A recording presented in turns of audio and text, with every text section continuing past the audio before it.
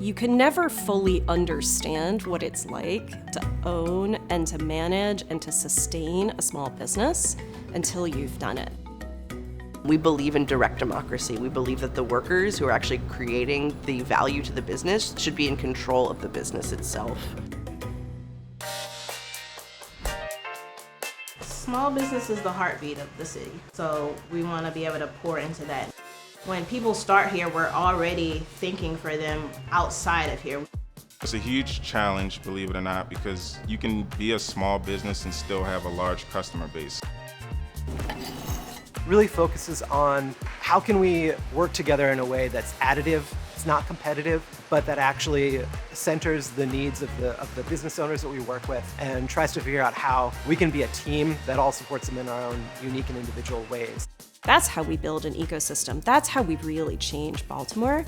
It's working together, one worker at a time, and building those relationships. And Baltimore is a great city to do that.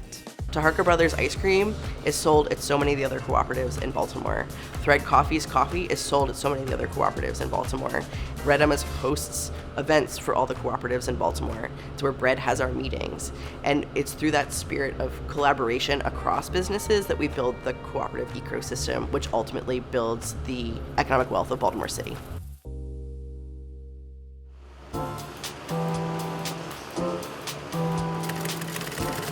SoLab USA is one part zone trades manufacturer, one part education, and one part incubator.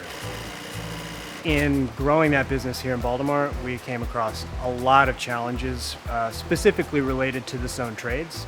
And we figure if we're going to be solving these problems firsthand, then we may as well put a name to it and give people guidance that are coming behind us in our footsteps. We want to basically incubate this community within our greenhouse. The inspiration to start the business was the issues that we saw in Baltimore. We were trying to find a strategy to help make change, and we figured that using our ice cream as a platform for that would be a good thing. What has made it easier has been the funding that we've been able to receive from the BASE Network and being able to expand. What makes me proud to operate in Baltimore is being able to kind of change the narrative of what young people are doing in this city. Red Emma's is a community space, first and foremost. We're a business, absolutely, but we exist to provide a place for communities to come together. When Red Emma's got started in 2003 and opened our first space in 2004, we were really looking for support. We've incubated a number of other worker-owned cooperatives across the city of Baltimore. We also wanted to see businesses being able to generate a revenue and equity right from the beginning. The way to offset that is by having spaces on site at the kitchen for people to be making sales. Our kitchen is a commercially licensed kitchen that allows people to be able to get the permitting steps across so that they're allowed to have a larger audience to make sales to. We're geared towards the small and growing business.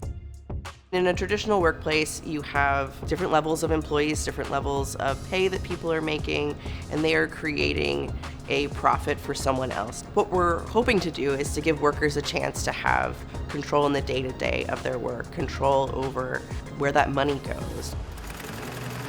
I think the work that we do is meaningful because it comes from Baltimore, and a lot of it's circular economy, so it goes out to Baltimore. Baltimore City is a special place. We have so much potential and growth, but there's so much more that we can do here in Baltimore City. And small businesses is a key part of that overall fabric, but they need a lot of support.